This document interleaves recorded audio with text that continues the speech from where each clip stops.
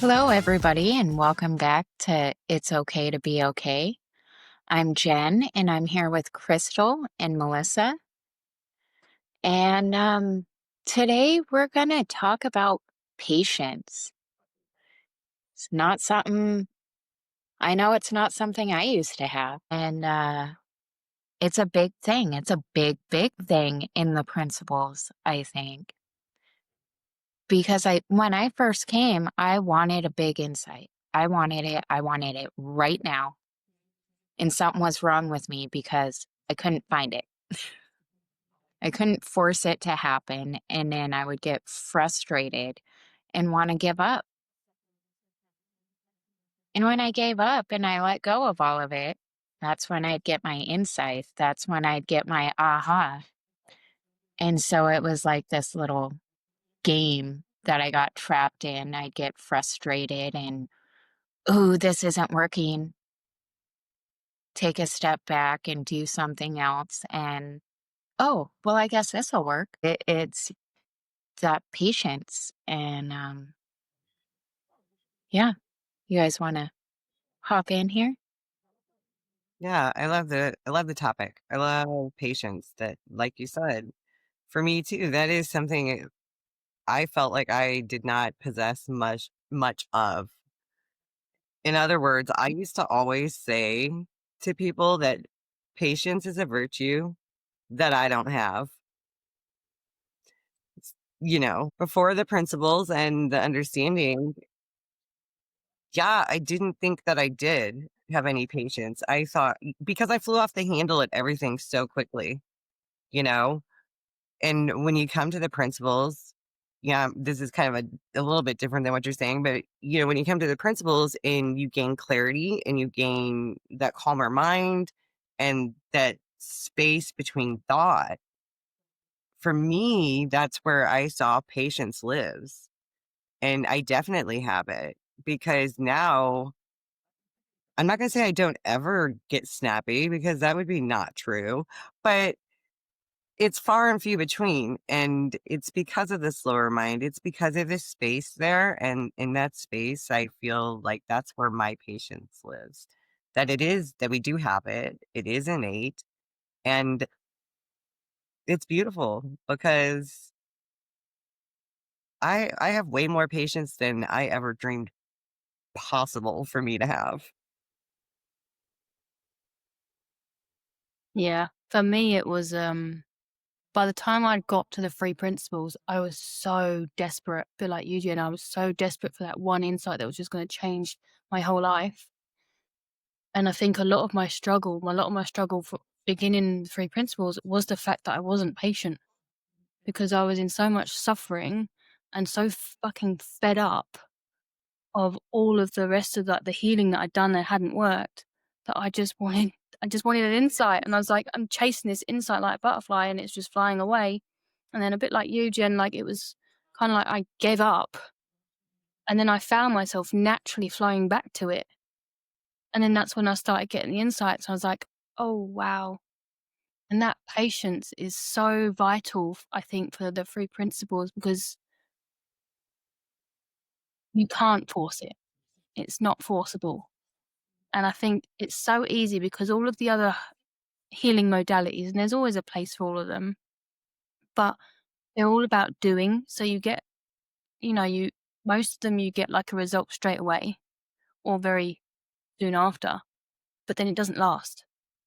Whereas the 3 principles, if you keep an open mind, if you keep that patience, if you keep that calm, yes, it can be a slower burner, but it's so much more worth it because you really get to see the whole nature of how life plays out. And then when you get those insights, it's like, "Oh, I don't need any of that." And that's where a lot of people struggle with is the patience and the wanting that insight so much that it's not coming because we want it so much. Go on, Jen. Yeah, well, I was just thinking, going off of kinda what Crystal had said about patience is in the space between, and I love that. I absolutely love that because it's hard to find patience when you're going so fast. It's hard to find clarity when you're going so fast.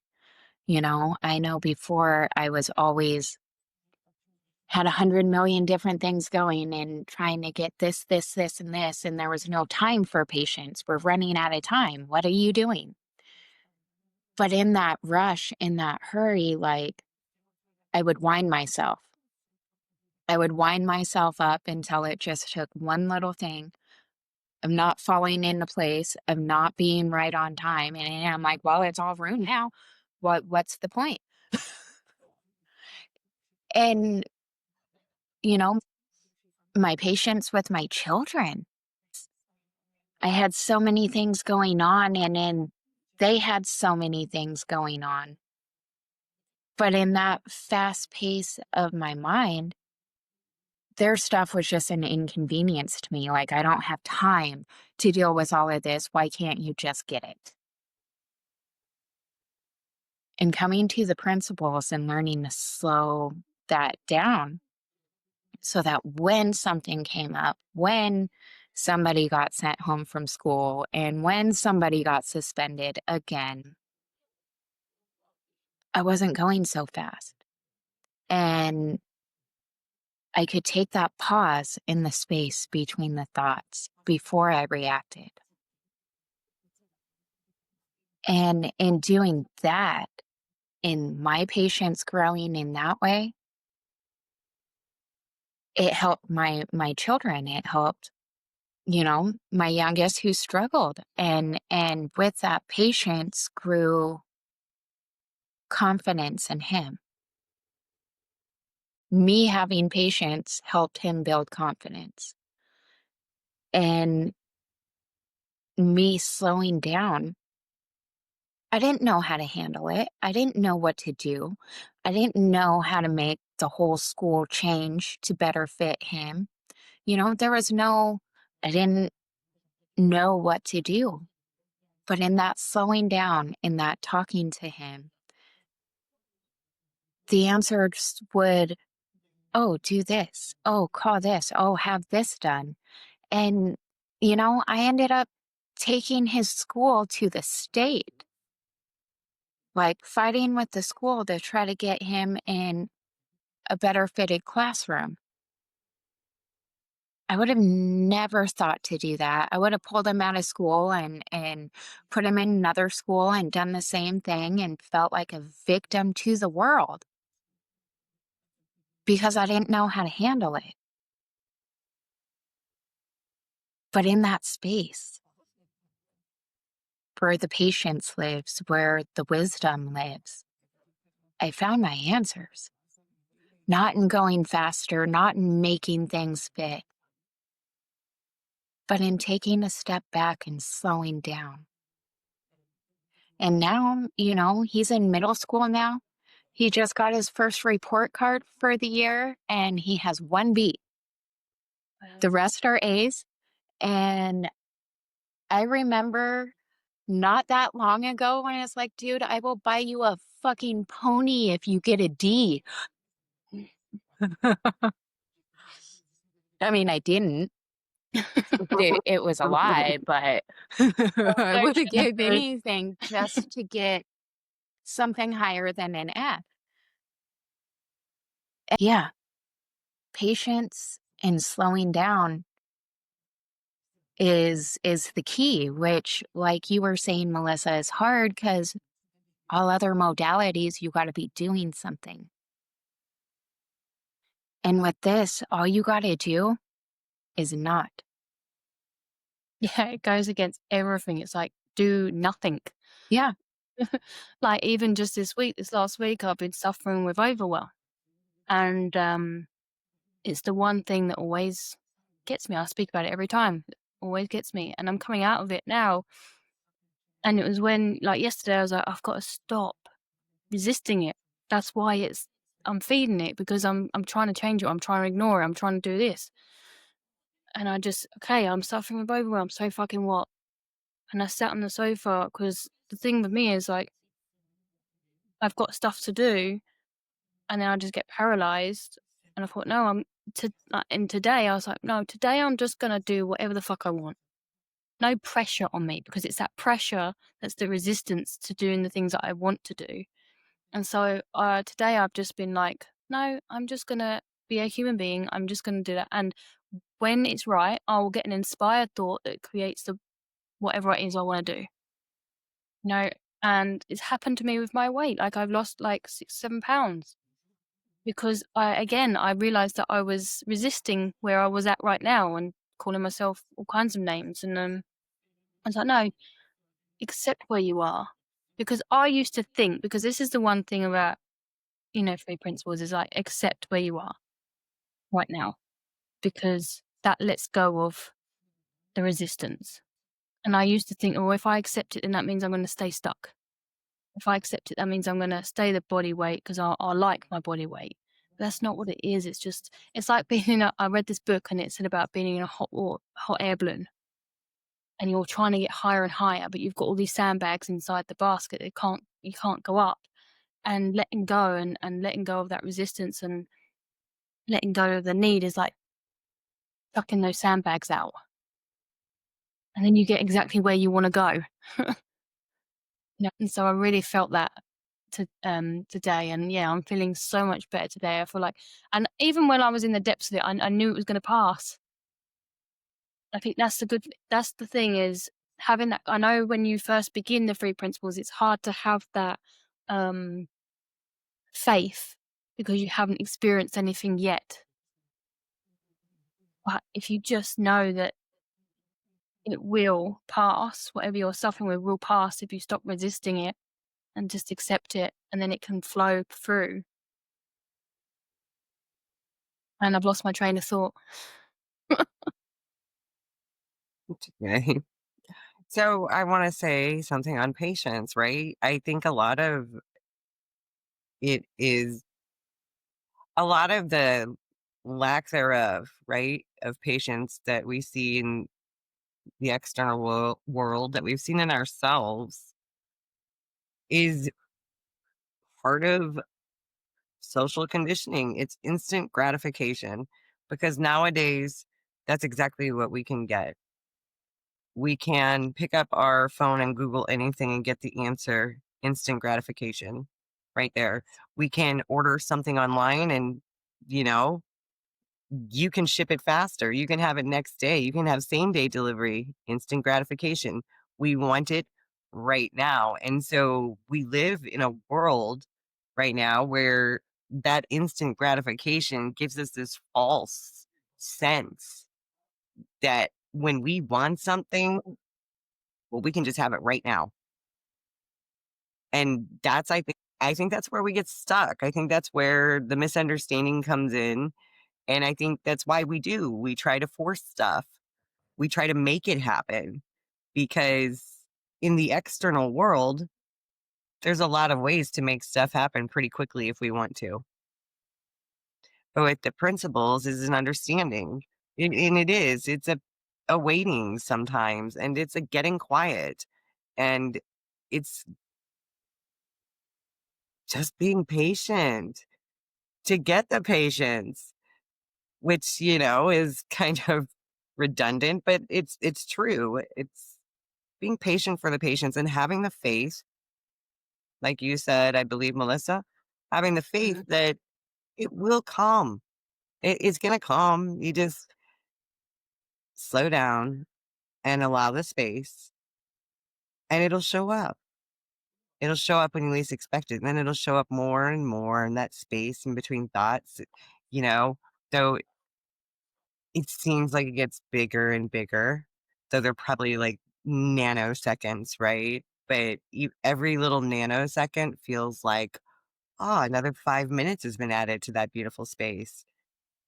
And so, yeah, I think that's though part of the problem with today is that the world is used to getting what it wants right now. Well, yeah, I mean, we have same day shipping. I think about before, and the lack of patience and the needing it right now. But a lot of the frustration for me came from not knowing how to do something, but taking all the things that I knew and trying to figure it out and have trial and error and messing up. And it was frustrating. And then you start to just try to force things. And the principles, it's now, and when I don't know how to do something, instead of forcing it, I take that step back. I create that space and I give it time. Because with the patience that comes with that, the every time you give something time, you're allowing your innate wisdom, that intelligence that we're connected to, that's far beyond anything that we already know. When we allow the space instead of the frustration, that's where the answers come up. Yeah.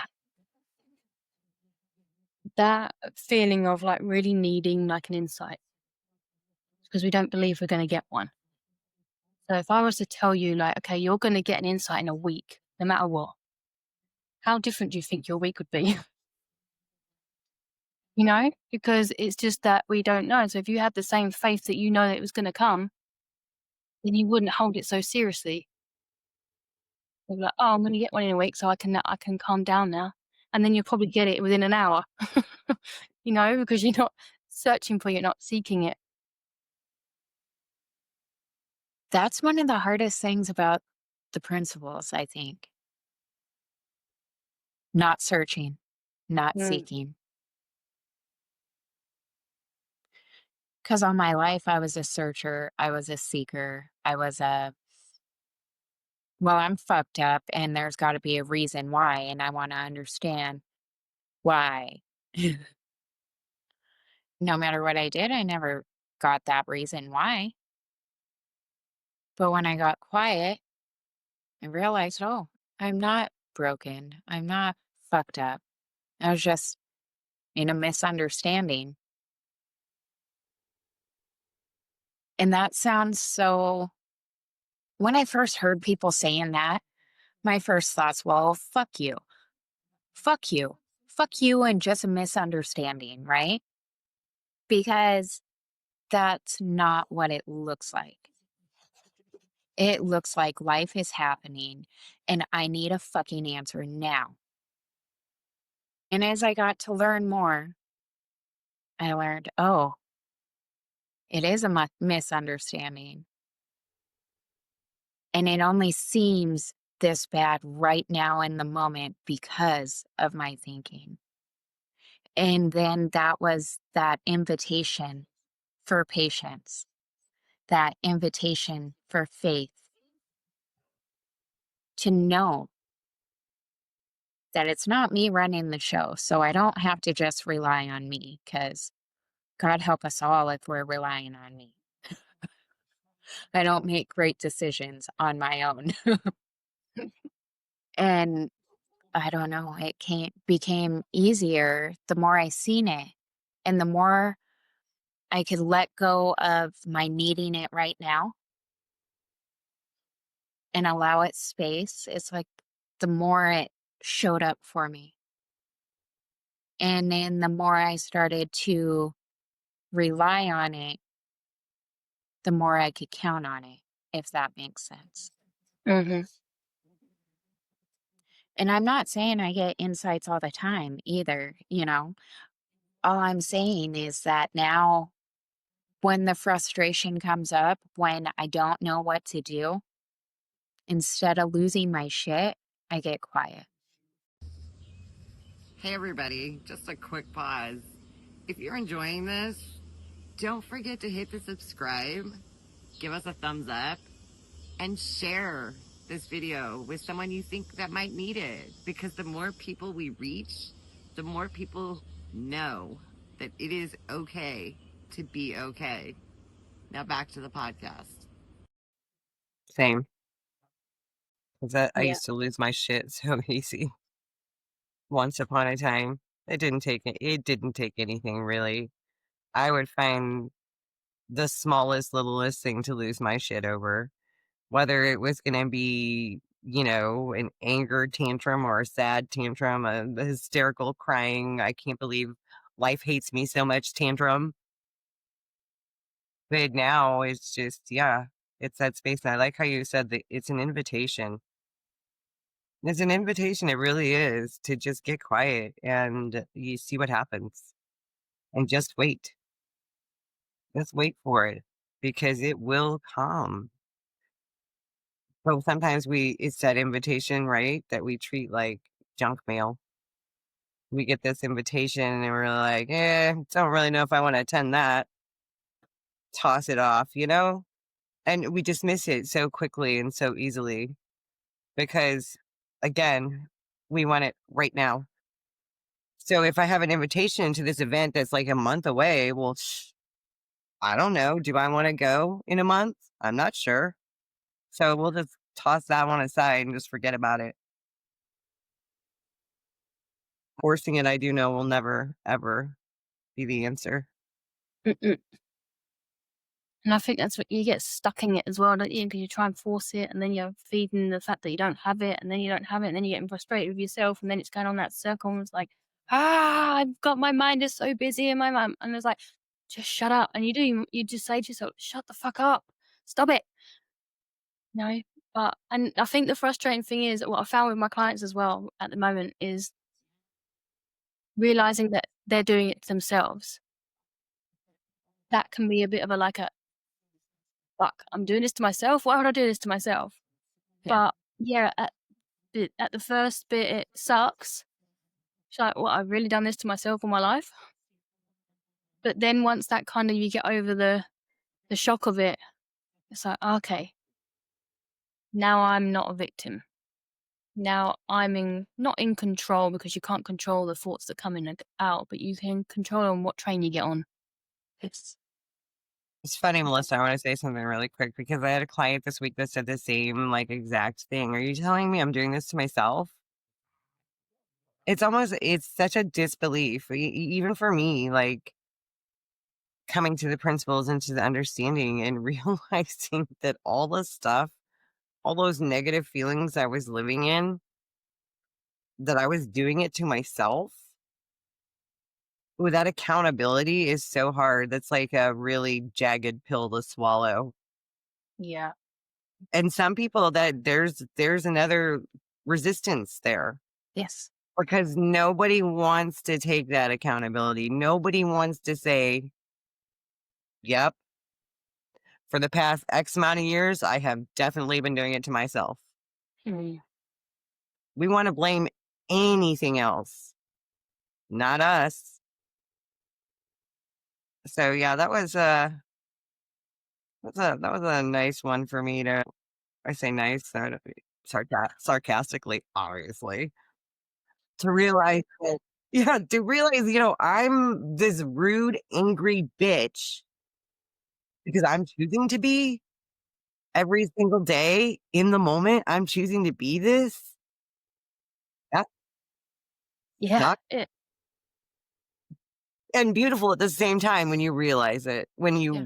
when it really hits you.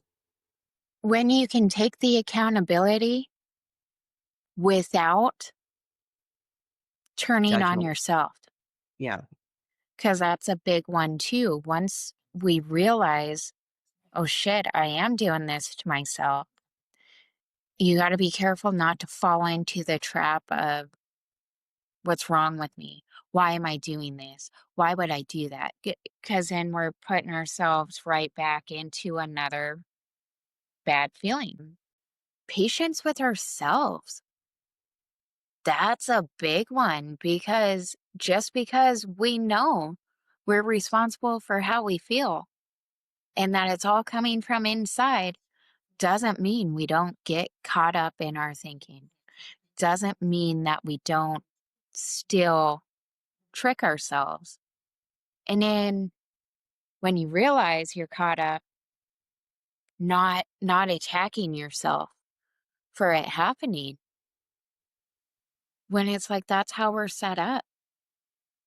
This is a big move to go from that conceptual mind to holy shit, I'm more than my thoughts. It changes everything, but it also can create more controversy within ourselves if we allow it to, if we're not careful. Because when you start to see, like, oh shit, I'm not just my thoughts, sometimes our thoughts are like, wait, yes, you are. What makes you think you're anything more? It's funny. It's funny that we have somebody in our heads pretending to be us, and we believe it for so long. And it's still, even once we can see past that, it's easy to get caught up by those thoughts pretending to be us. Yeah, they're sneaky little fuckers. Yeah. I with my overwhelm, like, I don't believe the thinking that I'm broken anymore, so it doesn't work on me. Um, and even yesterday, I was doing some content, creating some content, and I instantly had a thought about comparison. I was thinking about this other person and comparing my stuff to her. I'm like, oh, my stuff's not professional enough. And I was like, I caught ya. I know that's not true. Fuck off. And then I just, because I felt like I caught it. And then I like just threw it back out. And I was like, I felt quite good about that. And then, oh, there was something else. That's okay because that was beautiful because I love that. Because yeah, that's kind of, what I do as well. Like we don't control our thoughts. We've said it a million times. We don't control what thoughts coming to our head. And they are sneaky little fuckers. Boy, they just come right in there. And so yeah, I kind of do the same exact thing, Melissa. If I have one that comes in that is just bizarre or whatever, I am like, okay. And I let it go. Mm, Do you know what I mean? I don't, that's where people get stuck. That's where people tumble. That's where people have a hard time, have the resistance is because they don't just acknowledge, okay, weird thought, bye. They would rather dig into it. Where did it mm, come from? Why did I think that? Is It must be true. mm, exactly. It's got to be true or why else yeah, would I think that about myself or, about another person, whatever the thought is that's in your head. But let me tell you, I've had some bizarre ones come in that I'm just like, yeah, okay, bye. Cause yeah. that's weird. And they change as well. Like, that's what I was saying. Obviously, my before it used to be you're broken, blah blah blah, and now it went on a whole new tactic. And that's why I'd been stuck in this overwhelm for like a week and a half because I haven't had this one before. And because I don't believe the thoughts that I had before around the overwhelm, like now it tried a completely different tactic and I got sucked into it. So the mind is very clever. It knows everything about you. And I find this interesting. Like last night, the night before, I watched a movie, um, and it hit me in the fucking gut. Honestly, I'm going to recommend. I don't want to say anything because I want to recommend watching it. Revolver with Jason Statham in it. You might watch it and think this is a gangster film, but no, honestly, watch it because it's literally. I'm not going to say anything. Just watch the movie and then like comment on here and like we'll talk about it next week. But yeah, I watched it. I was like, holy fuck! I actually got quite emotional about it because I was like, yes, that is exactly what is happening. Yeah, don't talk about it now because I don't. I want to talk about it because it was so like, but I also don't want to ruin it and like want you to see for yourself. It's just a perfect illustration of what happens up here and how we believe so easily. With talking outside, you don't always believe what everyone says, but just because of that voice is inside your head, we take it as gospel, take it as truth. But we can, just like we can decide to believe someone that's telling us something, or I don't believe her, you can do the exact same with your own thinking. Yeah. And it's beautiful when we do. It's beautiful when we start to recognize that that's just made up.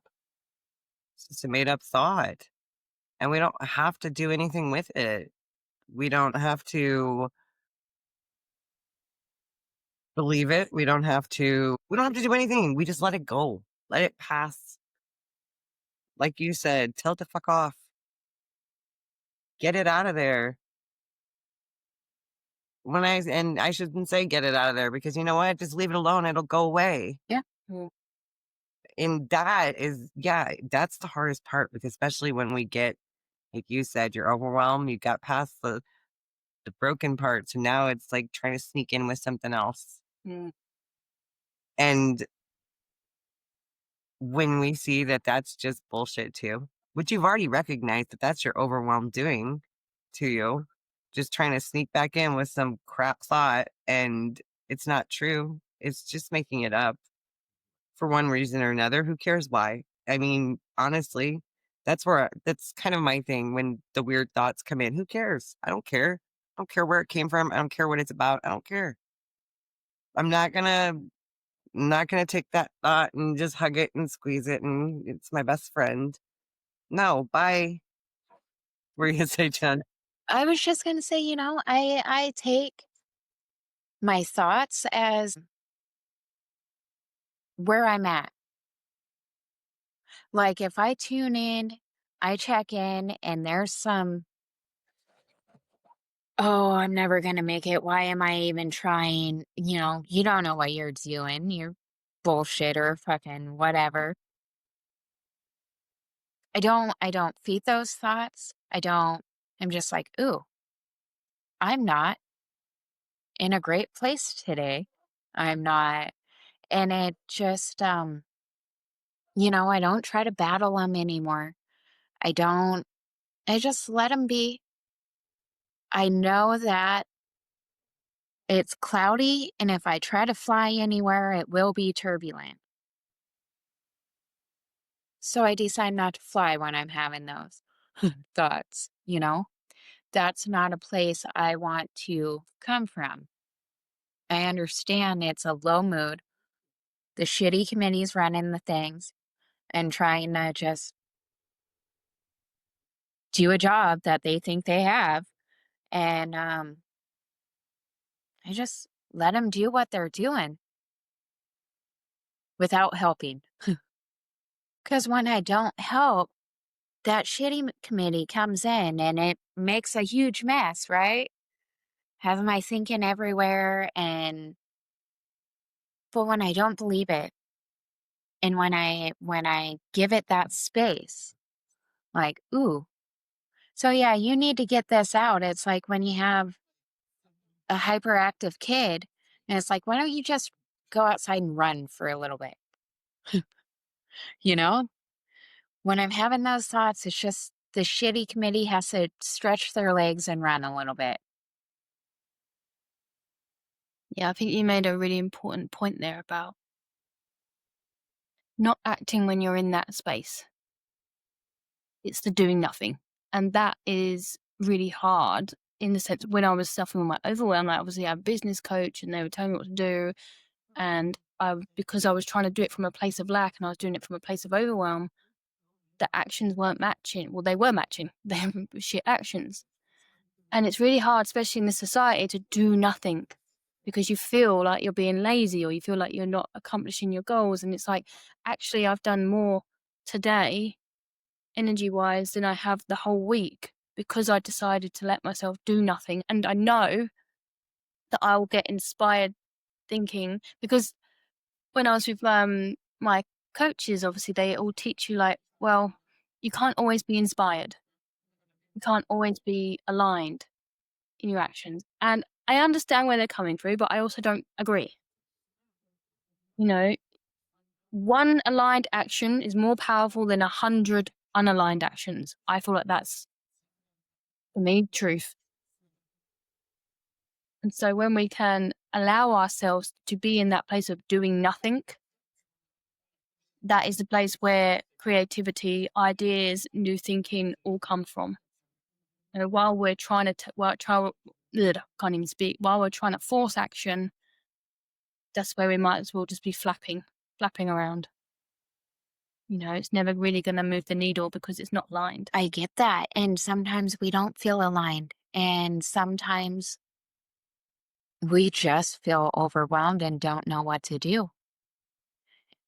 You know, when I find myself in that low mood with a bunch of thinking that, oh, I just wanted to check it out. So, I looked at it once and all of a sudden there's like 500 more shitty thoughts going right along with that one that I just wanted to look at and see.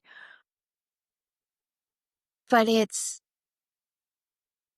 not so much as the doing nothing. I mean, yes, it's doing nothing, but that's when I take the time to get present, I guess.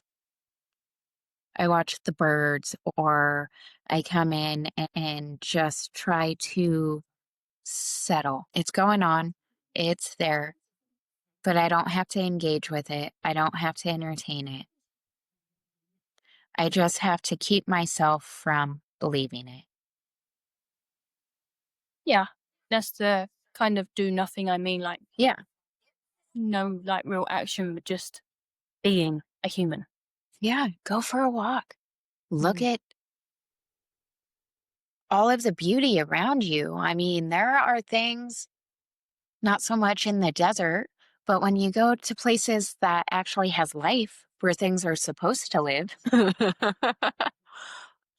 it's if you ever watch a plant, it doesn't have eyes, it doesn't have anything. But if you watch flowers, they're going to turn towards the sun. They know what to do to survive, things that aren't thinking creatures, right? And when I can see the beauty in the life and how life will find a way, that helps me get out of that turbulent waves because it's my thinking that gets in the way. If I can just be, life knows how to make it through me. Right. What I wanted to add, and kind of, I think, what you both were pointing to is in that low mood, because we experience low moods. Why not? Right? We're humans. That's what happens. It's life. Low moods come in. That's not the space to make a decision. That's not the space to try to be creative. That's not the space to try to progress forward in your career or whatever decision you're trying to make. It's not a good place to make any sort of decision ever because, like you said, Melissa, the decisions are going to match, they're going to align with that low mood. So, yeah, whether it is going and being present, some people know what it looks like for them, to go be present. Jen, going out in nature, you know, yeah, some people they do know what that looks like. Some people do not. They don't know what it looks like for them, how to get present, how to be in the moment, how to do nothing. And it's in this understanding and it's in the space of the quiet. It is. It's in the pause. It's in the calm. It's in the reflection. You can be in a low mood and still be at peace. And kind and compassionate. Mhm. Yeah, there Yeah. was one day, I think it was last week, where I was in a low mood, but I exactly what you just said. Like, I was in a low mood, but I was still peace. That's a really weird sensation to, like, be in, like, feeling completely peaceful, but still being in a low mood, but yeah, I don't even have words to describe, like, what that feels like. Yeah, that's exactly what I was pointing to, is it is weird, but because you think, okay, they don't go hand in hand, right? I can't feel shitty and be peaceful, but yes, you can. And it is very hard to try to describe that mood or that feeling of being in a low mood and being totally at peace. Mhm. We will always have low moods, Think about if you own a house, even if you don't like the basement, there's still times you have to go to the basement. You Mm. know, our minds are the same things. There's going to it's going to go down. But if you don't freak out, if you don't try to change it, if you allow it and just know it's going to be okay, it will change, then you can find some cool shit in your basement, man. And I know that sounds weird, but sometimes being in a low mood, but in that accepting it and not feeding it can bring such beauty and understanding, especially the first time you're in a low mood and peaceful, not concerned about it. You know, that has this beauty of the, oh my fucking God, you can do this. It is okay. Like, it does happen. Yeah, I love that. I love like the basement and a metaphor. Like that really hit me. Yeah, it's perfect because for most people, right, in older homes and that kind of stuff, basements, unfinished basements, you know, a lot of people, especially if we look at movies and stuff, basements are scary, right? They're kind of creepy, especially at night and in the dark.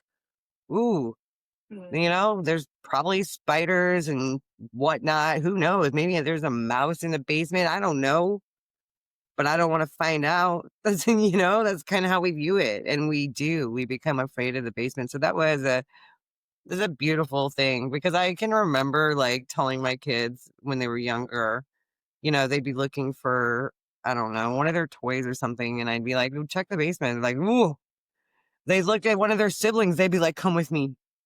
And, and I would almost giggle and I'm like, "Are you scared?" And they're like, "Yeah." And I'm like, it's there's nothing down there. I promise you. But they would be afraid anyway, just because of some concept that was made up that somewhere along the line that they took in as a truth that the basement is a scary, scary place, especially in the dark, Mm. especially without light. And it doesn't have to be. You know, Doesn't have to be. but then they go and check it out. And doesn't Kinsey have her room in the basement? Yeah, but it's finished, like you wouldn't even know. She's got a nice full size bathroom in there and all that. So you can't even count that. It's that unfinished basement. It's those concrete walls. That that is the finished room. That's having going down the basement with peace. Yeah. Yes, it Yes. is. Yes, it is. That gave me goosebumps. Yeah, look how beautiful that was. See, we got there. It just took the three of us. Oh, Hi, Hi, Caesar. Caesar. hi everyone. He's literally been like walking around my chair constantly, like the whole day. Not the whole day, the Aw, hour we've been on it. it's beautiful though. That's exactly it. Yeah. Yeah. When our basement is nice and finished and you get this nice bathroom down there and all this space and windows and the lights coming in, it's Yeah. not as scary. When we don't believe our thinking, when we end up in a low mood, it's like going down to the finished basement. Mhm. Yeah. Yeah. That's like the other day. I was just gonna say, like, when the other day, like, Dave says, "You alright?" I was like, "Yeah, I'm just in a low mood." Like, I didn't take it seriously. I was just like, I know it's gonna pass in a minute or whenever. Yep. Like, I just didn't take it seriously. And I think that's where our problem is when we're in a low mood or if we're suffering with something, we take it so seriously. I used to take all my thinking seriously, and I was constantly in a battle with my thinking. Um, Highs, lows. I was invincible and I was the biggest piece of shit you'd ever meet. Within 5 minutes of each other, it just depended on what way you were looking at it. But I was always constantly in battle with myself. And I gotta tell you, this last year of getting off my meds, of really going into the three principles, I'm not in battle. Mm. Like, I was really thinking about that yesterday. And when I wake up, it isn't this, oh my God, what are you going to fuck up today? And make people regret knowing you. But it's like I also, was talking yesterday, I think, with my husband about because before, when things would go wrong, one of my first, it was a small little whisper, but it was, well, we could smoke some meth. That could help. And that's not a thought. Before that was part of my identity. Even when I was sober, I was a meth addict. That was my identity. And it's not anymore. I don't struggle with that. And that's rare because it was something that for 20 years, that was my safeguard. You know, it was what made me me. And the not having those thoughts there. Like my basement's finally finished. When I'm in a low mood, I'm not thinking of, well, how can I burn this bridge down? That's not the first thought that comes to me. And that right there is priceless. Yeah, with the low moods, that's exactly it. Like, when I am in a low mood, I don't care. Meaning, like, I don't care. I don't it's here, it'll leave, and ultimately, it'll leave when I'm ready to let go of it, because when I'm in a low mood, the thoughts come in, I decide, "Hey, you know what? I'm gonna grab this one because I feel like it." I'm well aware that I'm doing it and grabbing that thought, but it is that beauty of recognizing that it's a low mood. It is that beauty of recognizing that it goes away. It is that beauty of recognizing you don't live there anymore. It's not who you are. It's not your place of residence anymore. It's not your scary unfinished basement anymore. It's just a low mood. And when you want to let go of it, you will, because all of that is in our power. It is in our power. And you know what? I mean, I'm not gonna lie. I'll take a low mood and I'll take it for a day or two if I want to. I don't usually anymore, but I can. I know that I have that power and I have that choice to feed that thinking, to continue to stay there, to buy into it, to any of it. But now I don't know. Just I don't hold them as long because but if I do, I don't beat myself up about it. There's no point. What's that gonna do? That's just gonna feed the low mood Hmm. or create a new one. Well, and like I love now that I can be in a low mood. And like you said, Melissa, it's fine. It's whatever. It's like, and it's kind of funny and kind of frustrating at times because now I have my husband and he's like, "Hey, are you okay?" And it's like, "Yeah, I'm just in a low mood." But then when I start picking up thoughts from that low mood, he calls me on it. Is that really a thought you want Yeah. to be entertaining right now? Like, fuck you. Why are you talking to me about thoughts? Like, no. Dave does Well, the exact same thing. so does Brian. Like, fuck off. But then it's like, I can acknowledge, like, I'm in a low mood. Yeah, I don't feel like doing that. It's fine. And just let it be and continue with my day. And before I know it, I'm not in that low mood. Like, Mhm. because I've allowed it, it's there. and I'm not gonna feed it. It's just do do do, and pretty soon something's funny. Or when it doesn't define your day,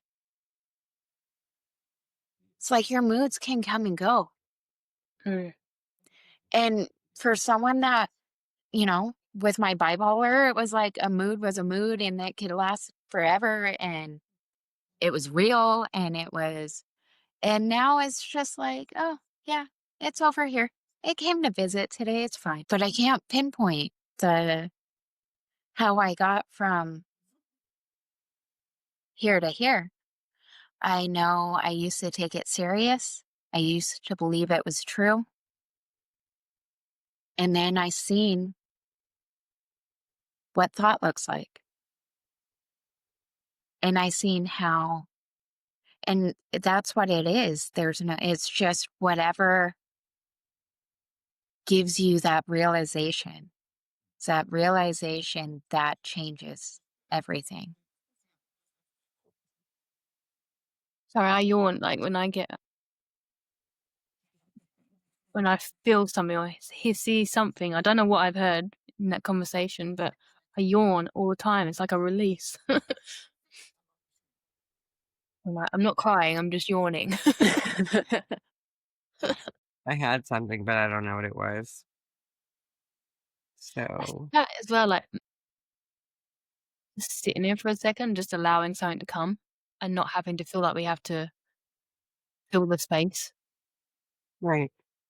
You know, I started the Touching Your Soul, Expanding Your Impact program. And I gotta say, I love that. Tuesday was the first class, and Dick and Bettinger and Christine Heath they're running it. And they're totally fine with sitting and waiting for the next thing to come up. We try to rush things. And sometimes it's in that quiet pause where you practice your patience and wait where the most is said.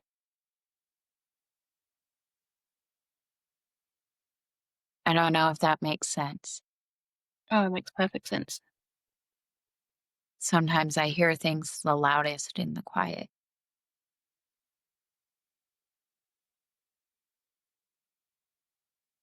That's in the quiet where you hear things to begin with.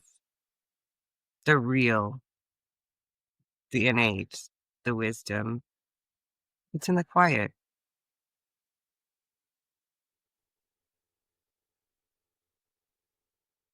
Or I if can't wait to find out what hits you.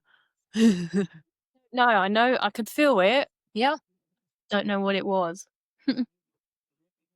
But I've had a quite a big release today 'cause, I know I said before this call that I've been suffering with IBS today. Um, I used to suffer with it really, really, really bad, like, to the point where, I remember one time I was so embarrassed. We went to a restaurant in London, and then we had to leave, and I was literally crawling on the fricking floor, begging the McDonald's down the road, like, "Can I come in?" Crying. Um, it does get so painful, but I don't really have it anymore. But sometimes, like, obviously, I had this week of overwhelm, coming out of it now, and I'm feeling myself coming out of the storm and, like, looking back at it and, like, silly sausage. And then as soon as I felt like I'd kind of passed it and released it, it was like, bang, IBS. But I used to see it as such a bad thing, but now I see it as it's just my body releasing what I was holding on to, So because of that whole week, I'm producing stress hormones, stress chemicals, and now that I'd released something, my body is now in a space of being able to heal, being able to work how it's supposed to. It's like a reset, I guess. And so, yeah, I find that interesting. My body is very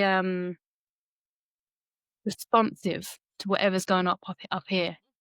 Like when I have release, I'll yawn, I'll have IBS or things like this. I find that really fascinating. Yeah.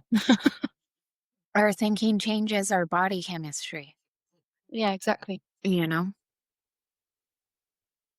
Just shows how powerful it is. Yeah.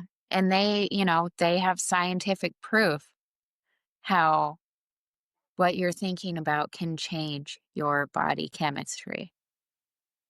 I mean, just It's look at Joe Dispenza. I mean, it's as simple as, yeah, I mean, even with the scientific proof they have, we can lay it out for someone really quick how your body chemistry can change like that. And I don't know if we've said it on here before or not, but it's walking down that path in the woods and you see something up ahead on that path and you freeze and your adrenaline kicks in and your heart starts pounding really fast. You're getting a little bit shaky, a little bit sweaty because you believe what you see up ahead is a snake and you have a fear of snakes. So your whole physiology changes. The chemicals of adrenaline are released. The fight or flight or freeze is taking place. And maybe it's you, or maybe you're walking down the path with somebody else, but they go a little bit closer and realize it's a stick. Instantly, your physiology of your body, your chemicals that were released, all of it go back to normal state Mm. before any of that happened. So yeah, I mean, mind, body, spirit is all connected. Non-duality of things, they're all connected. So absolutely, when you're releasing something, an old limiting belief, whatever it is, or you're having a realization or an insight. Yeah, it for me, my release of the way that stuff comes out, a lot of times it is crying. Mhm. That's what happens. But when I cry like that, I know what's going on. Yeah. I know that I'm releasing something that needed to be released, and I just don't dig at it. I don't dig at it. If it comes to me, cool. You know what I'm saying? Like if it comes with a identifying marker of this is what you're releasing, beautiful. Awesome. Otherwise, I know I released something that doesn't serve me anymore and I'm grateful and I'm thankful and that's all there is to it. That's all I need to know. Yeah. And that I think is where a lot of us get tripped up. Stop trying to figure it out. Just be excited and happy and thankful that, Yeah. It goes you into know, that whole, like, I was sitting on the toilet and I was watching a funny video and I'm like, "Oh, oh, oh," like, it was so 'cause I wasn't taking it seriously, but yeah, it fucking hurt. But right. I know it's gonna pass soon, so I'm just gonna watch a funny video, and it was just like, oh, it was just hilarious. Where before, years ago, oh my god, I'd been such a victim. Honestly, I'd been, oh my god, I'm suffering. Well, why is this happening to me? My body's against me, and all that kind of stuff, which makes it worse. But because I don't take it seriously anymore, and I know it's just it's gonna pass. When it passes, I literally can be at that peace while it's happening. And it is such an amazing feeling to be, like, in absolute agony, but at peace at the same time. Yes. Yeah. That's like the me on the beach and the coughing up the blood and having no idea what's going on, knowing that it's not right. Like it doesn't happen. It's never happened to me before, but being at total peace. Mm. I wasn't freaked out. I wasn't even scared. I sat in my chair and I waited for my sister and my cousin to come back. Just totally peaceful, still enjoying the view of the ocean in front of me, even though it was like this horrifying experience that I'd never experienced in my life. It was crazy, and I've talked about it before because to describe that moment as such a beautiful moment, people will be like, "What is wrong with you?" But it was the principles at work, and I really got to see that power of mind and the power of wisdom right there in that moment. Obviously, more as I reflected on it, but the fact that I just sat there peaceful, like there was like as if I was having the perfect day at the beach. Mm. Nothing was going on. everything was fine. There is such beauty in that.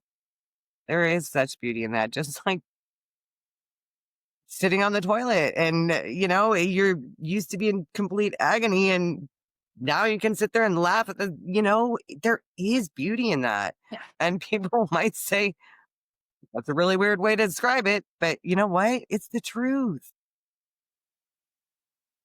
Yeah. It's crazy how the struggles don't seem to be what they used to be. Yeah. It's crazy how when something happens now, that's the same that happened 2 years ago, it hits completely different. Now when the shit hits the fan, I'm not trying to catch it all, right? No, you know?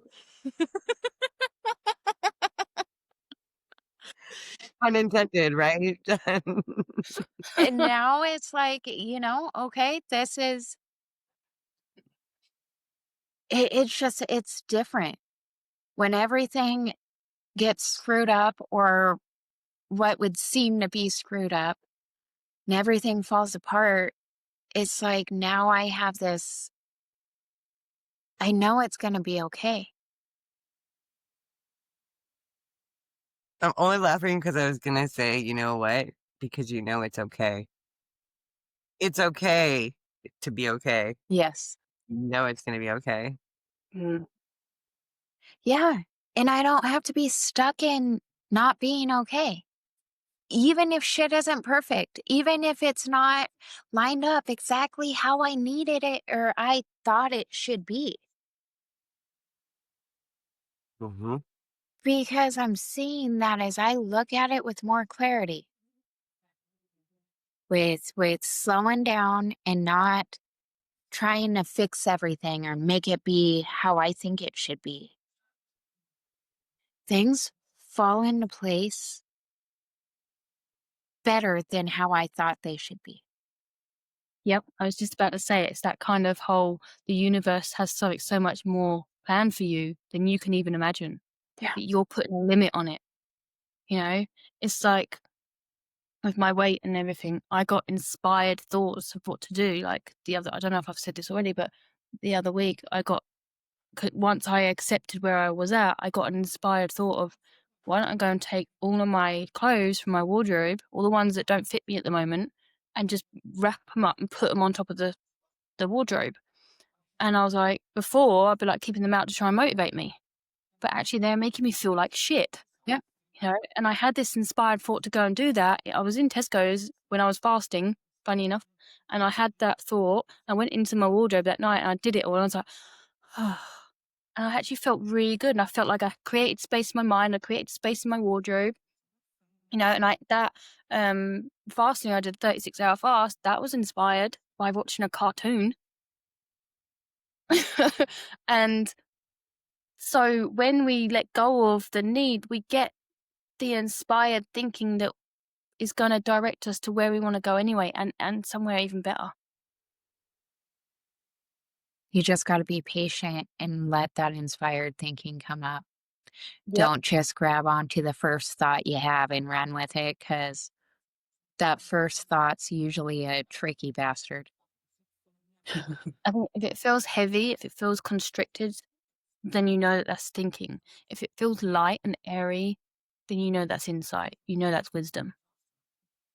Trust your feeling. Yes. I think that's a great spot, you guys. I do too, because I think that was a beautiful, beautiful piece of wisdom to leave everybody with. Thank you, everybody, for watching. Like, share, subscribe, get notified, do all the things, and reach out if you're struggling. We are here. Yeah. And if you have any comments that you want us to answer in the next podcast, put them down in the comments and we'll speak to that. Absolutely. We love doing that. See you later, guys. See you on the next one. Yep. Bye. Bye. 1, 2.